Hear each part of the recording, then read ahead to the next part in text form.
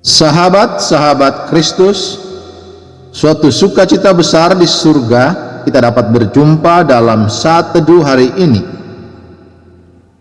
Bagian Alkitab yang menjadi bacaan kita adalah terdapat dalam kitab Nehemia pasal 5 ayat 1 sampai 19 yang berbunyi demikian. Nehemia pasal 5. Nehemia memperhatikan keluhan-keluhan sesama orang Yahudi.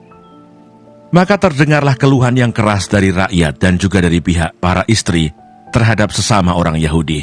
Ada yang berteriak, anak laki-laki dan anak perempuan kami banyak, dan kami harus mendapat gandum supaya kami dapat makan dan hidup. Dan ada yang berteriak, ladang dan kebun anggur dan rumah kami gadekan untuk mendapat gandum pada waktu kelaparan. Juga ada yang berteriak, kami harus meminjam uang untuk membayar pajak yang dikenakan raja atas ladang dan kebun anggur kami. Sekarang walaupun kami ini sedarah sedaging dengan saudara-saudara sebangsa kami, dan anak-anak kami sama dengan anak-anak mereka, namun kami terpaksa membiarkan anak-anak lelaki dan anak-anak perempuan kami menjadi budak, dan sudah beberapa anak perempuan kami harus membiarkan diri dimiliki orang. Kami tidak dapat berbuat apa-apa, karena ladang dan kebun anggur kami sudah di tangan orang lain. Maka sangat marahlah aku ketika aku dengar keluhan mereka dan berita-berita itu. Setelah berpikir masak-masak, aku menggugat para pemuka dan para penguasa. Kataku kepada mereka, masing-masing kamu telah makan riba dari saudara-saudaramu. Lalu kuadakan terhadap mereka suatu sidang jemaah yang besar. Berkatalah aku kepada mereka, kami selalu berusaha sedapat-dapatnya untuk menebus sesama orang Yahudi yang dijual kepada bangsa-bangsa lain. Tetapi kamu ini justru menjual saudara-saudaramu supaya mereka dibeli lagi oleh kami. Mereka berdiam diri karena tidak dapat membantah. Kataku, tidaklah patut apa yang kamu lakukan itu. Bukankah kamu harus berlaku dengan takut akan Allah kita untuk menghindarkan diri dari cercaan bangsa-bangsa lain, musuh-musuh kita? Juga aku dan saudara-saudaraku dan anak buahku telah membungakan uang dan gandum pada mereka. Biarlah kita hapuskan hutang mereka itu. Biarlah kamu kembalikan kepada mereka hari ini juga ladang mereka, kebun anggur, kebun zaitun, dan rumah mereka. Pula hapuskanlah hutang mereka, yakni uang serta gandum, anggur dan minyak yang kamu tagih daripada mereka. Berkatalah mereka, itu akan kami kembalikan, dan kami tidak akan menuntut apa-apa dari mereka. Kami akan lakukan tepat seperti yang engkau perintahkan. Lalu aku memanggil para imam dan menyuruh mereka bersumpah bahwa mereka akan menepati janji mereka. Juga ku kebas lipatan bajuku sambil berkata, demikianlah setiap orang yang tidak menepati janji ini akan dikebas Allah dari rumahnya dan hasil jerih payahnya. Demikianlah ia dikebas dan menjadi hampa. Dan seluruh jemaah berkata, amin, lalu memuji-muji Tuhan. Maka rakyat berbuat sesuai dengan janji itu. Sikap Nehemia yang tidak mencari keuntungan. Pula sejak aku diangkat sebagai bupati di tanah Yehuda, yakni dari tahun ke-20 sampai tahun ke-30, dua pemerintahan Artasasta, jadi 12 tahun lamanya, aku dan saudara-saudaraku tidak pernah mengambil pembagian yang menjadi hak bupati.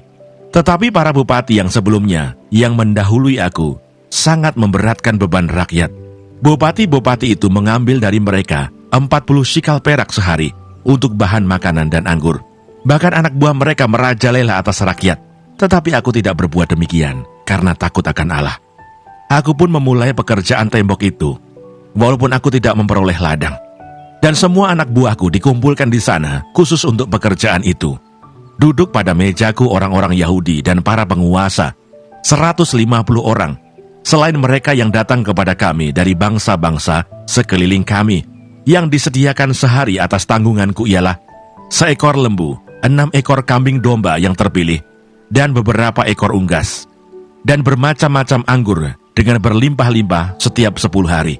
Namun dengan semuanya itu, aku tidak menuntut pembagian yang menjadi hak bupati, karena pekerjaan itu sangat menekan rakyat. Ya Allahku, demi kesejahteraanku, ingatlah segala yang kubuat untuk bangsa ini. Sahabat-sahabat Kristus, ayat hafalan yang akan menjadi perenungan khusus kita hari ini adalah kitab Nehemia pasal 5 ayat 9 yang berbunyi demikian. Tidaklah patut apa yang kamu lakukan itu. Bukankah kamu harus berlaku dengan takut akan Allah kita untuk menghindarkan diri dari cercaan bangsa-bangsa lain, musuh-musuh kita? Sahabat-sahabat Kristus, mari kita merenungkan nats Alkitab ini di bawah tema pekerja kategori 4. Sahabat-sahabat Kristus, Ed Silvoso, penulis Anointed for Business, membedakan 4 jenis orang percaya dalam dunia kerja. Kategori pertama adalah orang yang hanya bekerja untuk mencari uang. Kategori kedua merupakan orang yang bekerja dengan prinsip-prinsip kebaikan Kristiani. Kategori yang ketiga terdiri dari orang yang mencari Tuhan dan pimpinannya dalam pekerjaan. Kategori keempat yaitu mereka yang mentransformasikan dunia kerjanya bagi Kristus. Termasuk kategori yang manakah Anda? Sahabat-sahabat Kristus, Nehemia adalah seorang pekerja, seorang bupati di tanah Yehuda ayat 15. Ia bukanlah seorang nabi, imam, atau rohaniawan. Akan tetapi, ia peduli terhadap pekerjaan Tuhan di puing-puing kota dan masyarakat Yerusalem. Sesuai Nehemia 2 ayat 12 dan Nehemia 7 ayat 5, Nehemia menangkap rencana Tuhan di dalam hatinya, lalu bergerak mempersembahkan doa, waktu, tenaga, bahkan seluruh hidupnya bagi Tuhan melalui pekerjaannya. Pasal yang kita baca memberikan salah satu catatan tentang pengaruh kehadirannya dan kesepenuhan hatinya untuk mentransformasi masyarakat yang sedang dibangun kembali dari pembuangan.